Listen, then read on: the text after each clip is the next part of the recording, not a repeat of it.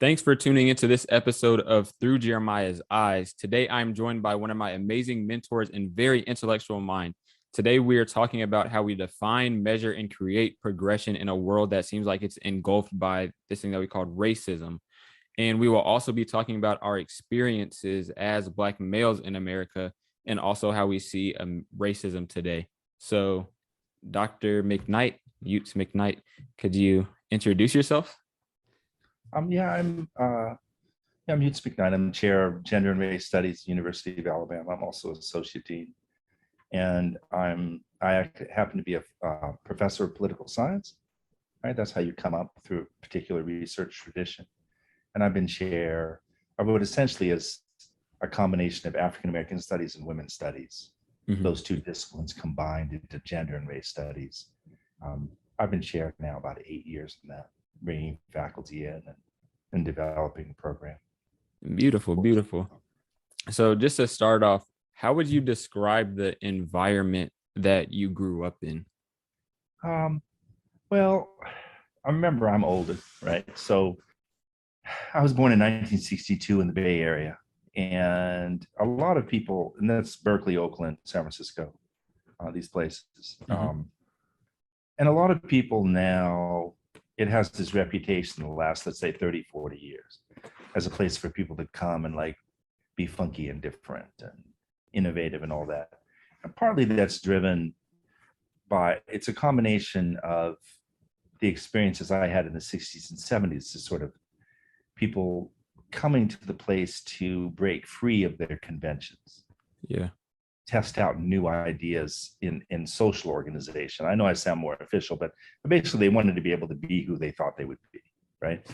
But unfortunately, we are a product, not entirely, but we're a product not just of our experiences, but of the sort of learned responses to things. And so, just because you want to be free does not mean you act as though you're free, or you don't carry those things with you, right? So it really, in the 60s and 70s, the place was an opportunity for people to kind of free themselves from their parents. But also at the same time, you had the free speech movement, you had the Black Panthers, right? Certainly in the latter part of the 60s, you had sort of a Black arts movement, you had all these types of things. You definitely had a sort of militancy and the sense of resistance to government and the idea that social change really mattered. So you had all these experiments. Right? Yeah. But you also had then over time, and I left really, I've lived back there since, but I left as a young person to go to school at Swarthmore College in Pennsylvania in 1981. So by the mid 70s, you could already see the development of technology. And what I mean by that is now Apple, right? Pixar, Lucasfilms, all these groups, where and Google and et cetera now, like, right. You could already see the development of that because it was a place where people could come up with new ideas and there's lots of money, right? So that's the reason why I'm saying that is that's not necessarily a funky community, right? Like the computing community has lots of problems that we now acknowledge with hiring Black people. Yeah. Right. So it meant that you kind of had things going in two different directions. You had the sort of experiment of Oakland, right? And Oakland and Berkeley and what it means to address the issues, race, gender, class, sexuality, disability, right? Environment, age, et cetera, right? And then you also had this place where people are like, I'm going to come up with these new ideas and make a lot of money. Right? Like this. So, across the street from me was one of the original Apple designers, one of the people who actually put their signatures inside the Mac, right across the street. I grew up with people like that all around me. But I also lived in a place, I didn't realize how different it was at that time. Now, remember, things are different now. Where I really had friends from all over the place because of the university and the technology stuff, and also the desire to come there as a haven. It meant that it was not Oh, I didn't have any black friends. I had plenty of black friends, but I had also plenty of different generations and streams of Asian American friends, Yeah. right? I had the Taiwanese second generation as well as the mainland Chinese, you know, third or fourth generation, like, and then a big, well, it's much bigger now, but a growing Latinx population, Hmm. right? Indigenous population, et cetera. And then, white Mormons who kind of felt they wanted to be in the Bay Area, and Presbyterians and Baptists and all, like all this stuff. So Catholics. But this is also where all those things like Pete's Coffee comes from Berkeley. There's lots of cultural stuff. North Face had their big outlet there in the Bay Area, just a few blocks from where I grew up. So it's like a backpacking, funky, what would be a sort of black left, like Angela Davis is living there, like all these people, like this. So when I came out of there and went to Pennsylvania, I was shocked at the rigidity. People have been like generations of segregate, like all that stuff. Yeah. Whereas in California, everybody had been there 10 years or their parents came or something like this. Not everybody, obviously, but and my family had been out there, what, two generations at that point, when I was born. So yeah, it was very different for me. Like in terms of California was a little bubble, and then Pennsylvania was different. It's like the Carolinas or Virginia or something like this. Yeah. It's like, It sounds like it, like, in a way, like, kind of impacted a lot of how you view the world or how you see things through your eyes. yeah, yeah, yeah. Is I mean, that like certainly. what drives you in a Mhm. way, like all the different things that you saw in I guess, the juxtaposition of California and Pennsylvania?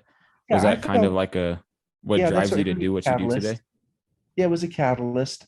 I mean, because I actually, I mean, it didn't work for everybody, but for me, it meant that I really saw people as largely equal, Yeah, because certainly you're based exposed to that. on ethnicity and race and, in terms of practices and stuff like this. Everybody I knew how to use chopsticks. Like, what I'm saying? Like I know it's simple, dumb things like that, but it's also like, imagine a situation in which all the different things people expect you to kind of to respect them. Yeah, and respect You the come to a culture. place where, yeah, and then you come to a place where that is not true, where people say this is better than that, Yeah. right? And that was a shock for me. So I've kept to that. Like, I like being with different types of people who offer something new to the world from my point of view, right? Hmm. But then also training myself to support difference. Like, people are different, you got to support, right? Um, and so I was shocked. Yeah, it did solidify something to me. It's like, look, I got to make sure the world's a better place. Yeah. It was terrible. Like the stuff, Yeah. racism 'Cause and stuff I experienced coming out the East Coast. I was like, whoa, right? do you remember But, having like the talk or like the talk with like your parents about like how you're viewed as a black male in society? Because I remember vividly, it was around the time the whole thing with Trayvon Martin happened, and I yeah, love hoodies. I love wearing hoodies. Skittles. I love Skittles. I literally have, you can't see or nobody else can see except for you, but I have a pack of Skittles right here. But when yeah. that happened, it was like, it was Mm. crazy. And I remember my dad came in my room one night and he just like broke down everything to me about how I'm viewed and how it's not fair, but that's how it is. And I need to protect myself. And one of the things that he was saying was not to wear a hoodie, especially in that like moment in time, even though it sounds like, to me at the moment, it sounded crazy. Like, why can't I wear a hoodie? I love hoodies. They're comfortable. But even to this day, I cannot tell you the last time I had a hood on my head. And he told me that a very long time ago. And Well, it's like, that's that's crazy. a part of that is a wound that is a problem for us. Yeah. I had to account for the perceptions of adults. Like when you're 6, 7 years old, I would turn to my little brother who's a year younger than me, and I'm like, oh, we can't be loud like that. So if you think about it this way, like let's say you're 5 or 6, right? Um, and somebody says something nasty on the playground, and that happened. Yeah. Right. Or they would say things like this: my mommy or daddy told me I can't play with you. I remember that. Right. And it's a shock because you're like, what? Like, this doesn't make any sense. A parent. And it's also coming from a parent, and parents are this thing with authority, right? Yeah. There's something greater than that kid telling you. I remember that. And then, I don't remember going to my mom or dad and crying about it, but I must have. And then they would explain, right? They would say, well, some people are like this, and this is what they believe, and all this. But not, you should accommodate them. Don't let that define who you are. But at the same time, I have to let it define my perceptions, right? Yeah. So the reason why I'm saying that is then you go forward a couple of years, not a lot, but like when you're 7, 8, 9, and all of a sudden it's the police you have to worry about, or the teacher you have to worry about. So from my point of view, it's on the same sort of continuum from, kids, the sort of your peers, to teachers, to police, to when you're in a store. Like I remember my dad telling me, do not touch anything in a store. Like I had friends who were not Black, right? Who would be like, oh, I like this. And they'd hold this up. Can I buy this, mommy? And I was like 8 years old. And my dad said, you may not do that. You cannot hold, because they will assume you put it in your pocket. Yeah. And they will empty your pockets right in front of everybody. You'll be embarrassed and humiliated. You won't have taken anything. It doesn't matter, right? But at that point, your only safety is their willingness to be fair, right? Yeah. And so I've, over my longer life, I've had lots of encounters. I have been stopped in my own driveway of the car by police. That's insane. And the person's like, I give the license to him, and he's like, you live here? License, right? He's read the license, right? And I'm like, so why'd you stop me? Because I pulled into my driveway. And he's like, well, I was just, wondering what you're doing in the neighborhood, in that sense. But you're asking about that talk. Oh yeah. And you have to be reminded as a kid. Like you might remember once or twice, but your daddy had to remind you. Yep. He had to remind you and say, because it's not just one thing. There's a whole series of things, right? It was like my dad said like this, he was like, don't ever go over to white girl's house. Like he would say things like that. Now remember, he grew up, it's different. What I mean is my generation was different than for him in Richmond, Virginia under Jim Crow. Yeah. So what he was saying, and he explained it, I was like, what? Right, like this, right? And he was like, remember, I'm not an idiot. But Yeah. at the same time, I'm like, yeah, Dad, whatever. He explains, he says, in Richmond, Virginia in the 1940s, when he was a teenager, right? He had to, if a white woman was walking down the street, he could not look at her in the eyes, all bold and everything from the point of view at that time, right? Yeah. He had to look down at the ground and step off the sidewalk and not whisper under his breath, hey, Mary Jane, they're in the class together or something. Yeah. Literally ignore her. And so that he was just nervous. He was just nervous. And he didn't want that to happen to you. And it's like that. I feel like that is also like, even just for example, like that, how much it's ingrained and like traumatized people throughout the generations that it's even like bleeding into now. Yeah. Even though things had changed a little bit, right? A little bit, like it's not Jim Crow at that point, right? It's not right? But it was a wound. And we carry that. I think that what we learned in the 60s and 70s with the civil rights movement, on the one hand, people said, oh, there's progress, but we also learned fear, right? Yeah. We learned to like, we have very few rights if people want to violate them, right? And that's why we react to George Floyd and Trayvon and everything like this. Oh yeah, no, because my son now is 29, my oldest, right? And he wears a hoodie. And I'm like, don't be wearing your hoodie. Like, have you lost your mind? I'm sitting there yelling at him, lecturing and stuff. And he's just like, whatever, like this.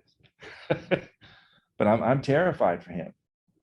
I just can't tell him what to do, Yeah. but I'm terrified, I am.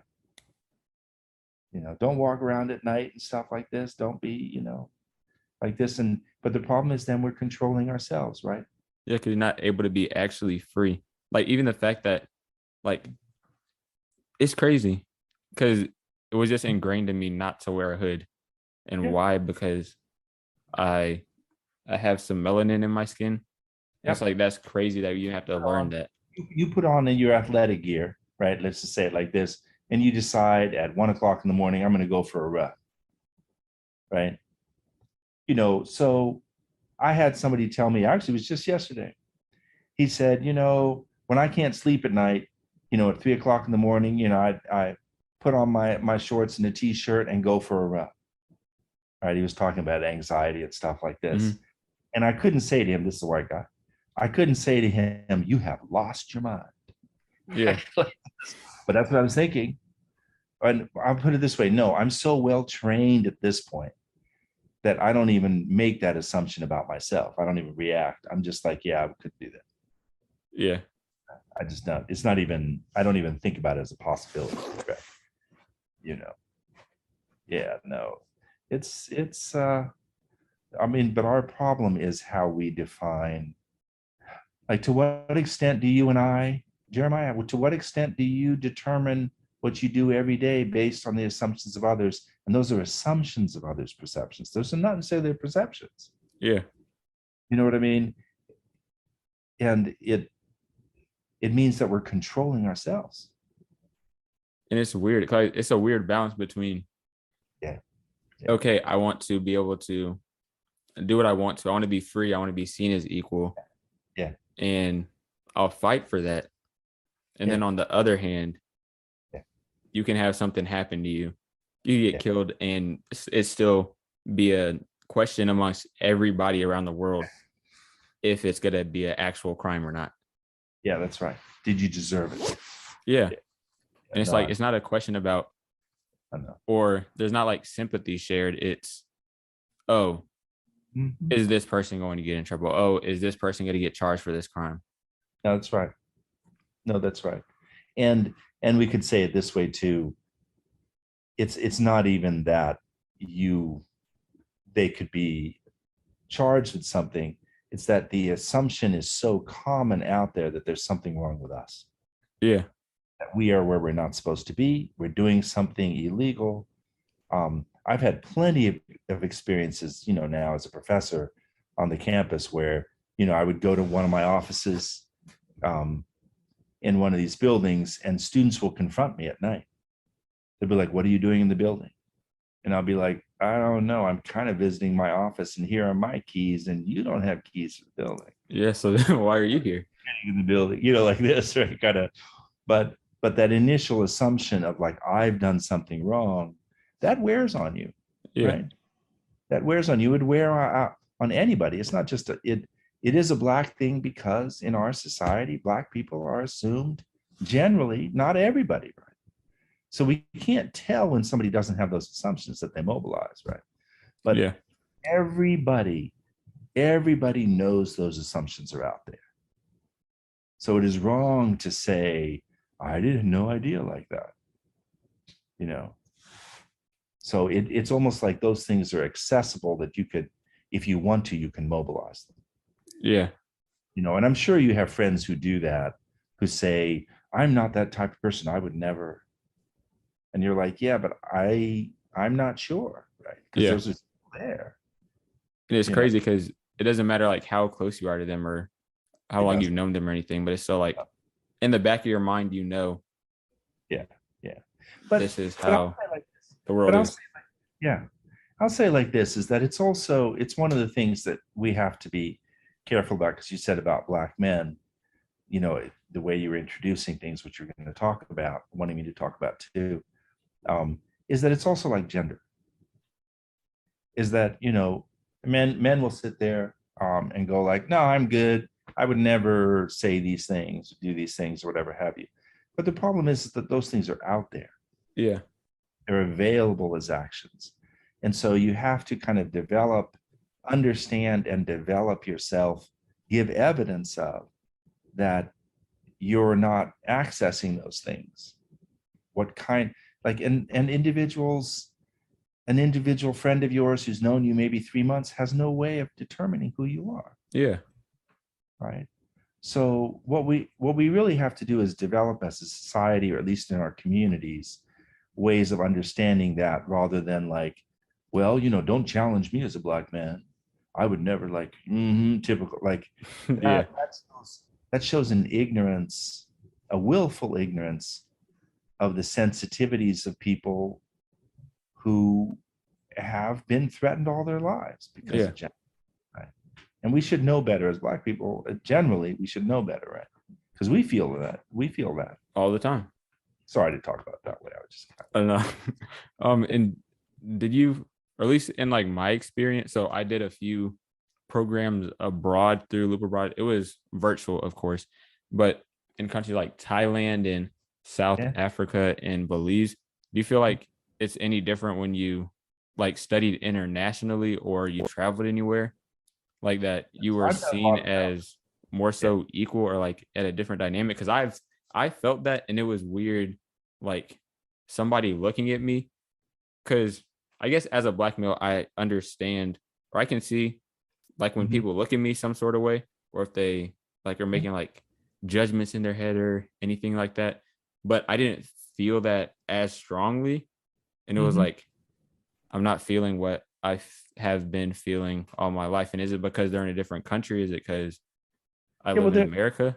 I'm going to be, I mean, this is a simplistic way to talk about it, but the way I'm going to say it now, but, it's really, it can be as simple as that. They're not acting in ways that have you respond. Like there's a miscommunication so that you don't fit their description of sort of inequality, and they don't fit somebody who's trying to put you in that subordinated role. Yeah. So they're not saying and acting in a way that we're like, look at them, they think I'm inferior, okay. They're not doing that, and you're not signaling anything that speaks to their local descriptions of inequality, right? And so in that, I think a lot of people feel that way. One, it's freeing. Yeah, it means very much so. You can hang out with people who otherwise would seem to, because of their background, treat you as inferior or something, or at least struggle with it, right? Yeah. But it also means, you can feel free in that way, but it also means that there's an opportunity to talk about it, right? You can talk about it otherwise too, if you're back in the US or something. But in this case, you can use the juxtaposition, the dissonance, right, to kind of talk about it and say, wow, why was I thinking that? Like, why was I making that assumption? So when I lived 13 years in Sweden, right? I moved there when I was 24 and stayed there till I was 37, right? Off and on. I mean, I would come visit and stuff, but I really lived there, right? Yeah. I'd come back to the US in summers and stuff, but and started having a family and all of that. And like Baldwin in France, and other African Americans who've lived abroad, one of the things I found that all of a sudden the straitjacket of African American descriptions no longer applied. Yeah, it didn't fit. I had to describe myself in a particular way. So it's kind of funny, like, it tells you something about change. People would say, so, you're American, but what are you? Yeah. Light skinned brother like myself, what? I said like this, because it's 70s, 80s, 80s, 90s. And I said, well, you ever seen the Cosby Show? Right? Or I say like Michael Jackson, like this, right? And they would be like this. No. I mean, in times change, like this. That was then. And every time they'd be like, oh, like that. Because otherwise the other image they had was black people, suffering, right? As opposed to this bougie Black guy, myself, and you, like this, right? Like somebody who's doing a Zoom call with people in South Africa or Belize and is a biology student, that's a very different person than somebody on the street corner, pretending that they have this fancy video equipment around as they do their rap song, I'm from the hood, and they're like, well, you cost $100,000 to do this video. Yes, right. I mean, I'm joking about it, but Yeah. I actually found it's one of the things I tell the students. One of the best ways to understand how constraining African American descriptions are of yourself, if you're Black, is to go abroad, and that includes the continent of Africa, right? Yeah. Go abroad, and the mismatch between your expectations and other people will allow you to inspect how things constrain you. So when I came back to the US, I always felt like I was put back into some sort of tight jacket, right? It was hard. Like, and people would complain because, I would look people right in the eye, right? And be like, I'm sorry, I don't agree with you. And people would be like, oh, Black people, we're not, you're not supposed to be saying that. Yeah. Black person saying this to me, you're supposed to be subordinated, like this. So I liked it. I like but it's not, it doesn't mean that it's free of racism and inequality. Yeah. It just doesn't match. It's not a perfect match by the way you've been trained up to. Which is weird, but also, I don't know. It felt more comfortable in the moment. But also on like the topic of like traveling in the United States, we met at Friday Harbor Laboratories this past summer, and during one of the developmental session type things that you led, you mentioned the concept of intersectionality, and Yes. I just wanted to ask, like, first off, what intersectionality is and how it relates to today's day and age. Yeah. I think the basic idea is that we know that we have a raw description of racial inequality, which is very complex, how it works, right?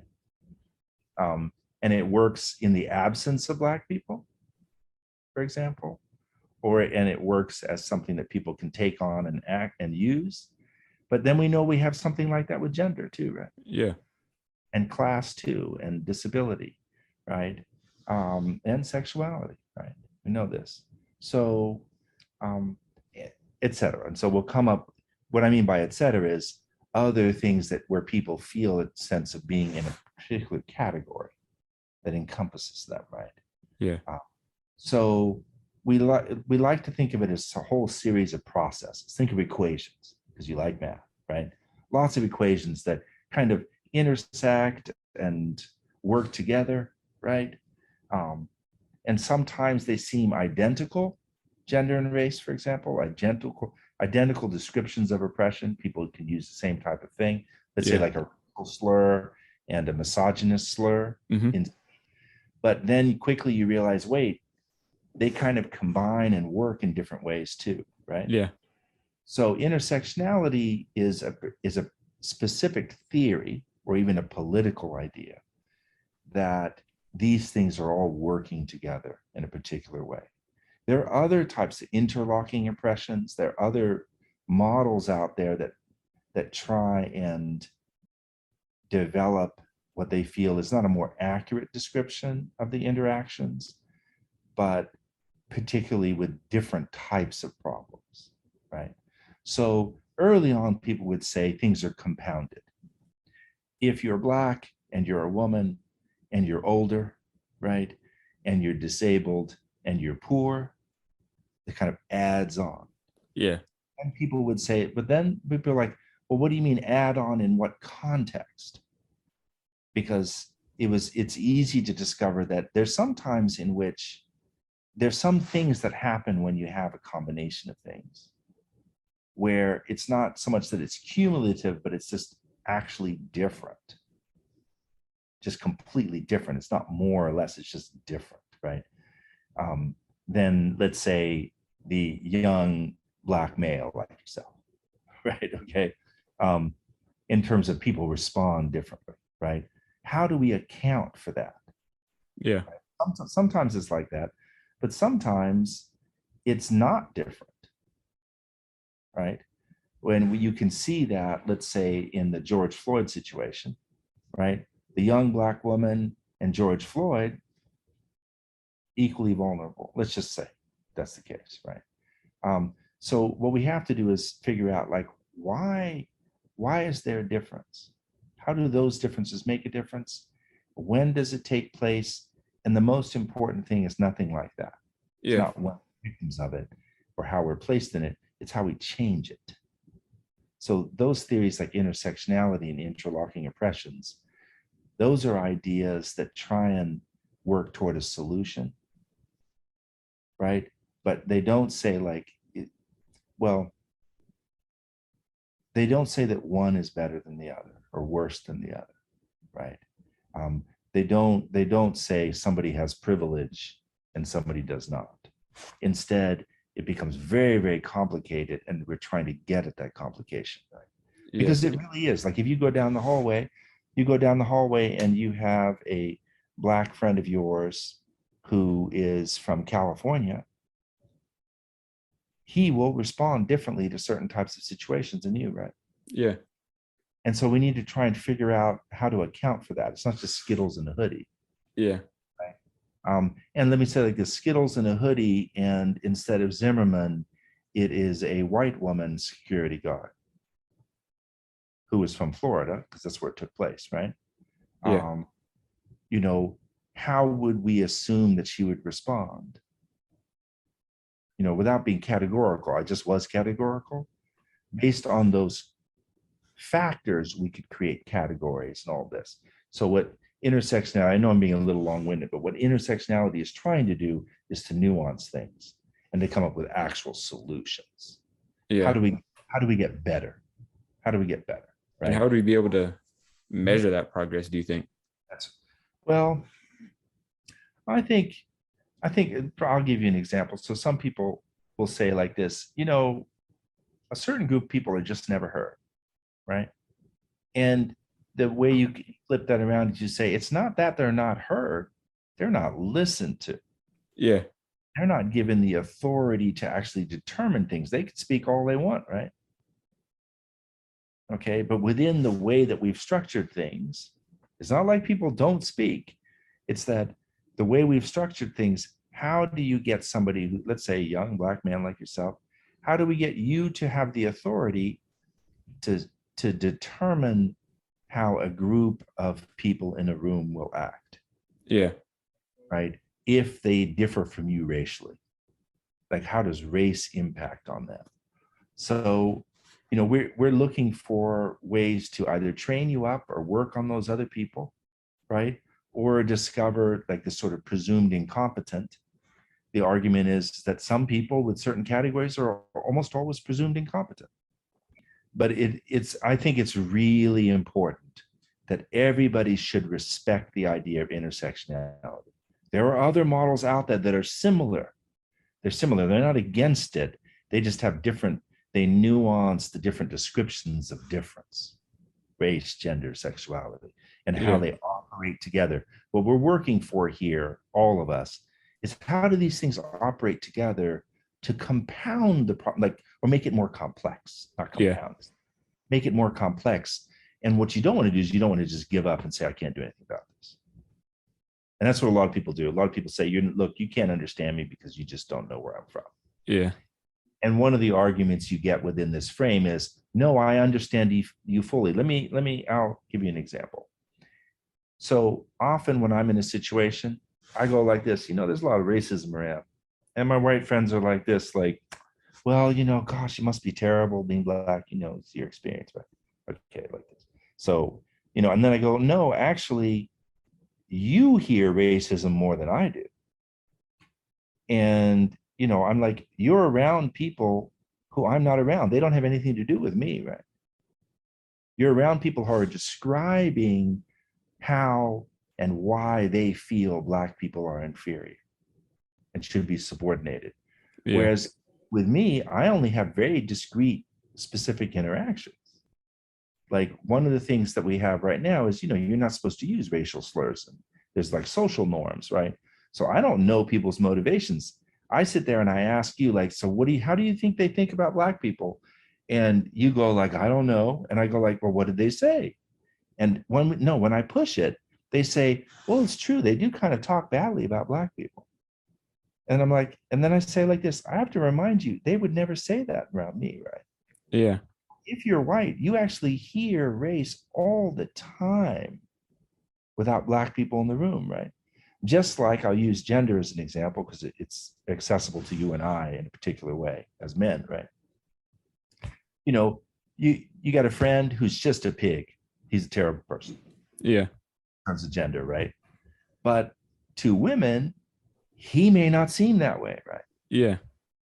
That's what I'm talking about. So if a woman comes to you and says like this, well, I mean, or you say to her, you go, well, must be so sex. There's so much sexism and stuff like this. And she goes, not really. I mean, my supervisor seems to be okay. If you don't turn around and tell her, well, he seems to be okay, but actually, when Behind you're, closed doors, that's not what is in yeah, reality. yeah, you say when you're not around, he breaks you up into little body parts and does all this type of nasty objectifying stuff. Now you don't necessarily have to tell the person that, but you have to be self-aware yourself Yeah. that you actually hear misogyny all the time, right? Yeah. Because otherwise we can't develop. So that's what I kind of say to my white friends, right? I say, no, you should be able to develop without me around.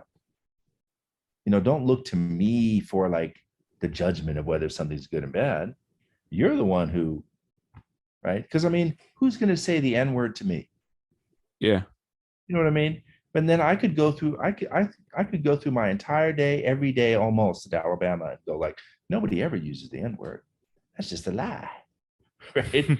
And my students, like I just talked to a student yesterday, and he's like, well, 2 days ago I was in the store, and he's describing how this kid, his age, called him the N word right to his face. Like this, not even provocative, just kind of like It's all this. nonchalant. Yeah. And I was just like, and that never happened to me. you know. So I think we have to be aware of that. And intersectionality speaks to that, Yeah. right? Our different perceptions, different positions, right?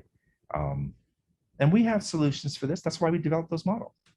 I like it. It makes sense. It's like something I think about, but not actually Yeah. be able to like piece it all together. But as you said, it's something that's like super complicated, which is also why I think trying to unite behind one cause or one definition of what oppression or racism or sexism, anything like that is, why that's been so hard. And And counterproductive. yeah, It's counterproductive. It because now gets it's like we're fighting against each other instead of trying to work together. That's exactly right. That's exactly. So a lot of people feel there are a lot of people who feel that intersectionality, well, that's black feminist criticism, right? And so that's like and hostile to other groups of people. And what I just explained is no, actually, it's trying to figure out how those things work together so that we can all be held not just accountable, but so we can work together, Yeah.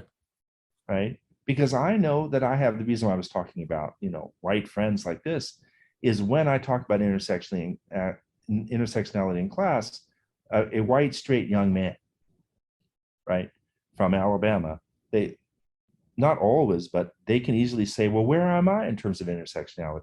Why are Yeah. my views not like, don't I matter? Why is it supposed to be just the views over there, right? And so intersectionality tries to get at everybody's perceptions mattering. Yeah. It gets complicated, but we have to do this work. You have to.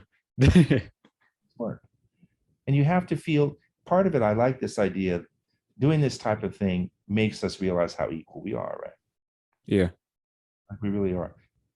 Okay, go Yeah. I ahead. feel like it's like, well, at least back in like the civil rights movement, it was like we were all united behind one cause. We were ready to fight for whatever, Yes. we were ready to risk our lives for Yes. whatever. We had different perspectives on it. For example, like Malcolm X and King, but at the end of the day, we were still working to push against the same wall of racism, Yeah. you could say. Well, But see, okay, so I wouldn't see it that way, because a majority of the Black community didn't support King or Malcolm, right? they're just hardworking or trying to get jobs or whatever have you. Like not everybody's going to be an activist, right? Yeah. So, and a lot of people felt that with the absence of leadership, we were just looking for a leader, right? There's that problem too. No, I actually think that it's about taking charge and doing things.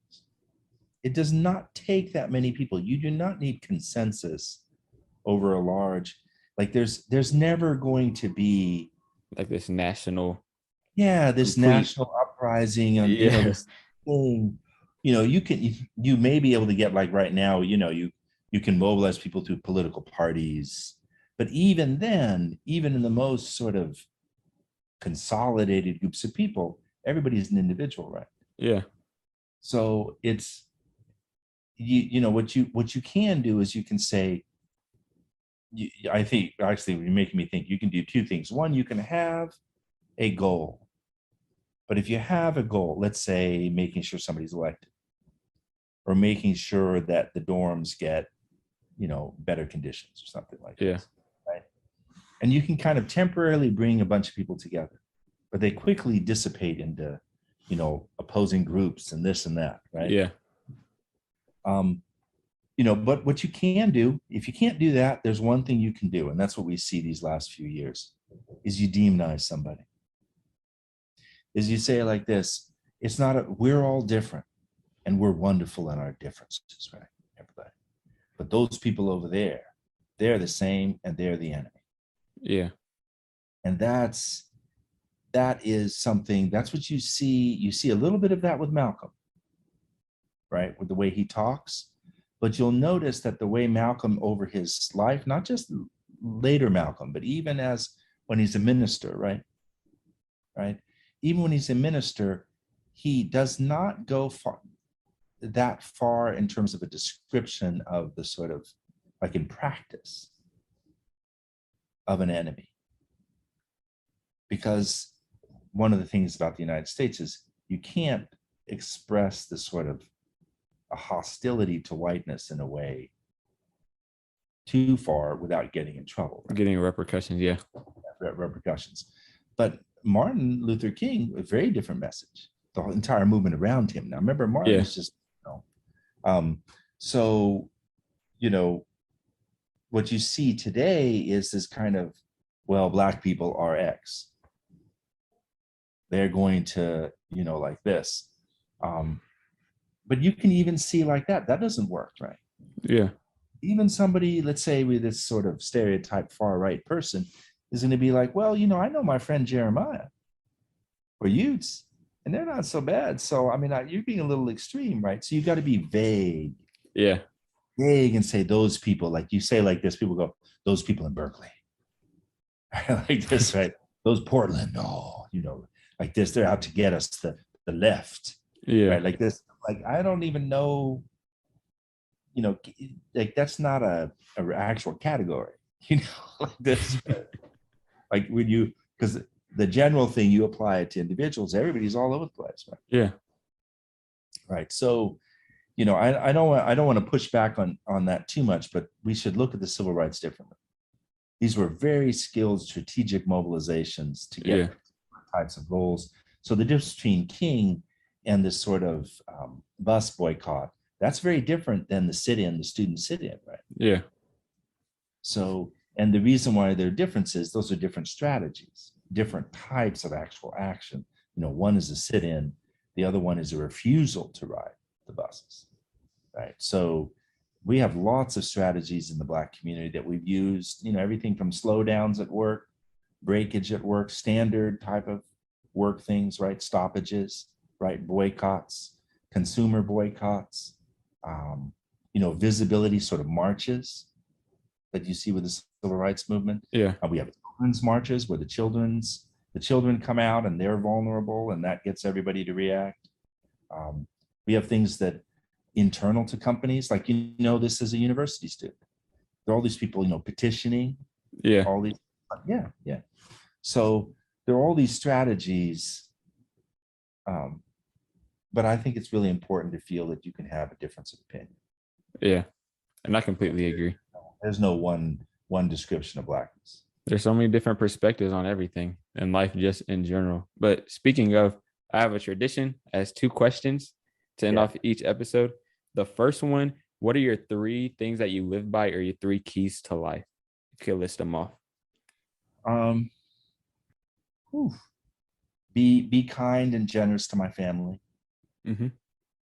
In that sense, family first, but not even first, and friends. Try and be a nice, decent person. Yeah. That's one. That's one. Two, I want to try and make a difference. I do. There's no, like, that's the way. Yeah, there's no question about that. Make a difference. And then 3, make sure that I enjoy things and not get caught up in the type of work that's required to do those first 2 things. Yeah. And second, if you could have a conversation with a 12-year-old you, what would it be about and why? Wow. I think I'd have two things I'd talk about. One, I would try and get my 12-year-old self to do more to help his friends, because all my best friends went off to prison, right, or had real problems, except the ones who went to school, kept going to school. But all the, at 12, you got friends, different types of friends, right? Yeah. Now, but you know what I mean, right?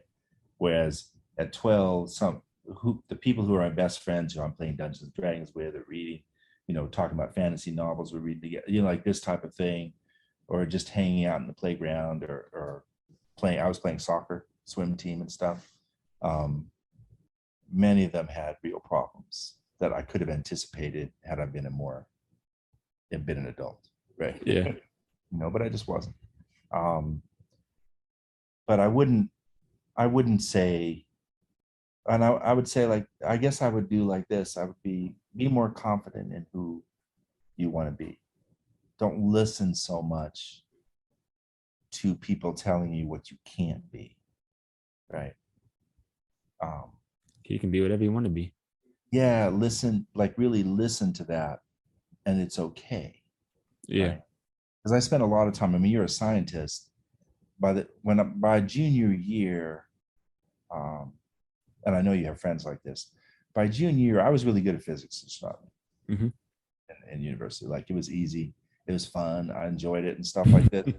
But I all of a sudden realized sophomore, junior year, I didn't want to be an astronomer. Like, that I needed to do something more socially, for what I felt was socially relevant. Now, I know now as an adult that's not true. Astronomy is very important, right? But at 20, I didn't know this, right? But I felt really bad about switching. I switched to political science, right? And I felt like a failure having done so. And had I been more confident, I wouldn't have done astronomy. Yeah. I would have been okay with being really good at science and math, and be like, well, I could still do social stuff, social science. I could still, like, whereas I thought I had to go in that direction. Yeah. But I also faced, I mean, I know I'm kind of going off on this, but I faced a lot of racism. I don't know how your life was, but I did. As much as I say it was all multiracial, et cetera, et cetera, I faced plenty of people at 12 and on and before that, right? Yeah. Teachers saying, because this is the mid 70s. I was always one of 2 or 3 in a classroom. I know it's still true today, but it was, in the sense that Even more so. People didn't expect it. Yeah. We were constantly saying, like, oh, and to have an adult do that, like, you were always having to exceed expectations, right? Yeah. So yeah, I think I would say to the 12-year-old, probably be more confident, be more generous with myself. Be more generous with myself, because that'll all work out. Yeah, I like that. It all work out, to some extent, Yeah. But thank you so much for joining me on this. I'm sorry. No, you're good. For joining me on this podcast episode and sharing your deep thinking, very beautiful and intellectual mind, and as well as being an extraordinary mentor and just being a kind soul as well. anything that you would like to promote, shameless plugs, things you have going on that you'd like to say something about, or last words you'd like to leave the audience with? The only thing I'd like to say, Jeremiah, you do a great job. Just Thank keep you. on. I'm trying my best. Yeah. But thank you so much again. Be on the lookout for more episodes, and also stay tuned for all the special guests that I'll have on in the future. I will continue to have amazing conversations with incredibly dope people that I've met throughout my many adventures and experiences through life. Also, follow me on Instagram and TikTok at Through Jeremiah's Eyes for updates and more content. And it would also be amazing if you could also like, share, and subscribe to my podcast so that you don't miss an episode and we can continue to grow this community. Thank you so much for your time, and I can't wait to see you in the next episode for another look through my eyes. See you soon.